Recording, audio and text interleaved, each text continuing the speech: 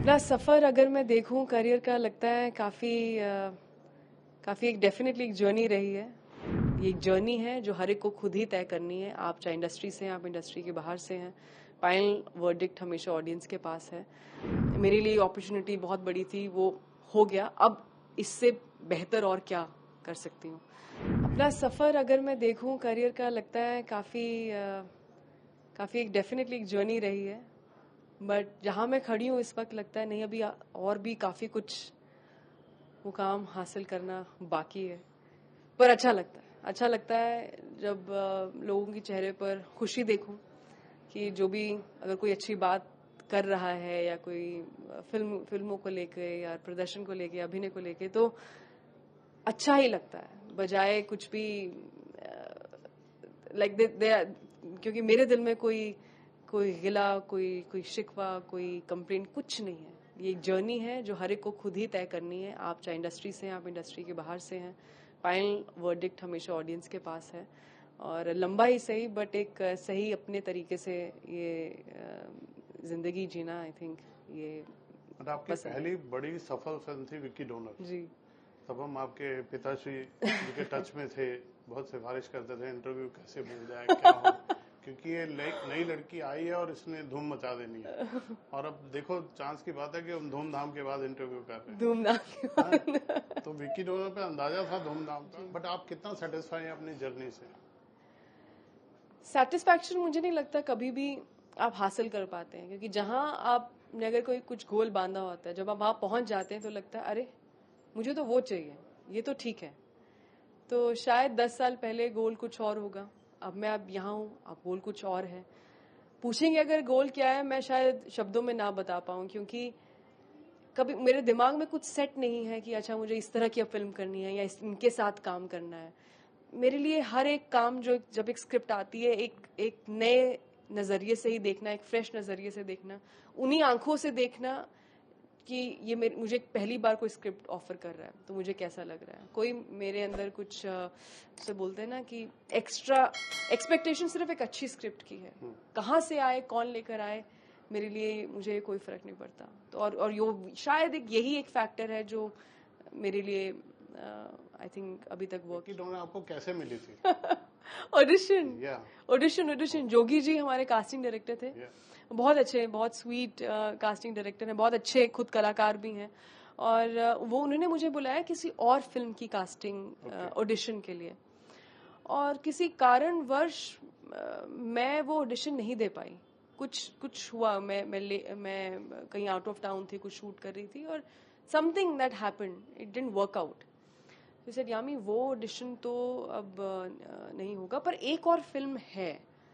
तो मैंने कहा अच्छा जोगी जी, किस के बारे में है, क्या कॉन्सेप्ट है, क्या आप बता सकते हैं। और जब आप ऑडिशन देते हैं, खास उस टाइम देते थे, ऐसा थोड़ी कि कोई स्क्रिप्ट या सिनॉप्सिस मिल रहा है, बस 2 लाइनें कही। उन्होंने कहा मैं बता दूंगा, आप पहले एक छोटा सा, जो भी उन्होंने एक ऑडिशन तैयार किया था, कुछ लाइंस, आप ये कर सकती हैं। मैंने कहा ऑफ कोर्स मैं ये करना चाहूंगी। तो मुझे कुछ था जो एक्साइट किया विकी डोनर के बारे में, without knowing it was Vicky donor शुरू से ही। तो बुलाया उन्होंने किसी और ऑडिशन के लिए था, बट दिस हैपेंड एंड और दूसरी फिल्म भी बनी, ऐसा नहीं कि वो नहीं बनी, but I mean it didn't do well the way Vicky donor did at all. तो आई थिंक किस्मत कुछ इसमें हार्ड वर्क भी है, और ये जिसे बोलते हैं 1 लाख, जब आप भी तैयार हैं उस सही अपॉर्चुनिटी के लिए एट द राइट टाइम। तो डेस्टिनी भी था, हार्ड वर्क भी था, सब कुछ था, तो ऐसे मिली थी विकी डोनर। और आर्टिकल 370? आर्टिकल 370 मुझे कॉन्सेप्ट सुनाया था आदित्य धर और उन्होंने कहा इस तरह की फिल्म बन रही है, व्हाट डू यू फील। तो मैंने कहा बहुत अच्छा है, वेरी गुड, तो आप स्क्रिप्ट दे दीजिए मुझे। तो बात तो हो गई डाइनिंग टेबल पर जो स्क्रिप्ट है वो बकायदा हम पूरा प्रोफेशनल जो एक प्रोसेस है फॉलो करते हैं, which is through management and everything. ऐसा नहीं कि अच्छा घर की बात है तो चलो ये लो पढ़ लो स्क्रिप्ट। तो मुझे स्क्रिप्ट बहुत पसंद आई। मुझे लगा कि ये तो मैं नहीं जाने दूंगी अपॉर्चुनिटी, ये literally once in a lifetime opportunity है। और जो मेरे अंदर है, जो कुछ भी थोड़ा बहुत मैंने सीखा है, मैं पूरी जान डाल दूंगी फिल्म में। मैं सब कुछ जो एक एक्टर दे सकता है एक फिल्म को, mentally, physically, emotionally, in every way I am going to be there and give my best. So I think जब आप इस तरह के कहीं ना कहीं आप एफर्ट से जुड़ जाएं, तो उसे बोलते हैं ना, यूनिवर्स सुन रहा होता है, देख रहा होता है, कोई ना कोई आपकी बात जरूर सुन रहा होता है, and they will always give you the reward back. Aditya से तो ऑफकोर्स मुलाकात उरी के सेट पर हुई थी, बट हमारी बातचीत जिसे आप कह सकते हैं, वो प्रमोशंस के बाद ही शुरू हुई थी, क्योंकि प्रमोशंस में बहुत सारे पूरी स्टार कास्ट होते हैं, एक्टर्स होते हैं, घूम फिर के जब तक आपके पास आप नंबर 5 पे होते हैं सवाल जवाब के लिए. तो मैं जब सुन रही थी और या वो मेरी बातें सुन रहे थे, वहां पता चलता है कि अच्छा एक पर्सनली जो आपकी चॉइसेस हैं या एथिक्स हैं या जिस कल्चर से हम आते हैं वो बहुत सिमिलर हैं. तो बस वहीं से कहीं ना कहीं एक जिसे कहते हैं दोस्ती की. मैं प्रोड्यूसर नहीं हूँ नीरज जी, प्रोड्यूसर आदित्य धर हैं, उनके भाई उनके साथ लोकेश धर हैं. मैं बतौर एक्टर हूँ. मैं of course always rooting for Aditya as his wife. And जब हम सेट पे हमने जब काम किया है आर्टिकल 370, ऐसा कुछ नहीं है कि अच्छा ये होम प्रोडक्शन है तो आप कुछ मिजाज बदल जाएगा.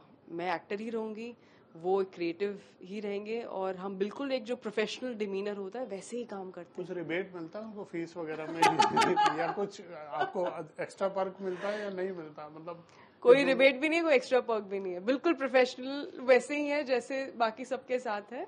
बट हाँ ये है कि क्योंकि वो इतने कमाल के राइटर हैं, इतने अच्छे प्रोड्यूसर हैं, तो कमाल की स्क्रिप्ट जरूर मिली, कमाल की अपॉर्चुनिटी मिली. एंड आदित्य, अगर आप कभी, I am sure of course आप मिलेंगे आदित्य से जब भी उनकी फिल्म के लिए प्रमोशन के दौरान, वो ऐसे इंसान है ही नहीं कि अच्छा ये मेरी वाइफ है या मैं इनको जानता हूँ, कि कोई भी हो let me give that person an opportunity. No, he believes that अगर आप में टैलेंट है एंड ऑफ कोर्स आपको बेस्ट अपॉर्चुनिटी दी जानी चाहिए regardless of any personal connection. He believes that I'm a decent actor, so that's why he gave me that opportunity. और धूमधाम में जो आपके हेजिटेशन थे, जो आपने बोल्डनेस दिखाई, जो मम्मी सिस्टर किया, उसके बाद अब क्या रिस्पांस आ रहा है लोगों का? अब तो बहुत फोन कॉल्स आए होंगे ना?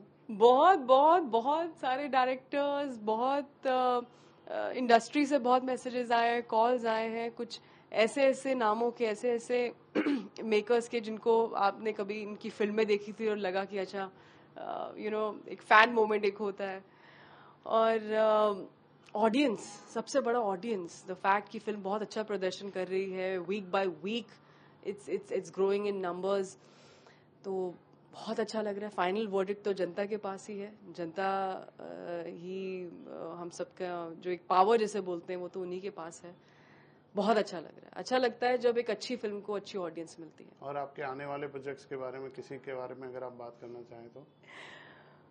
मैं तो बिल्कुल बात करना चाहूंगी, पर अगेन जैसा मैंने कहा, मैं तो सिर्फ एक्टर हूँ. प्रोड्यूसर होती तो जरूर बात करती, बट बहुत ही जल्द आप अनाउंसमेंट सुनेंगे एक के बाद एक.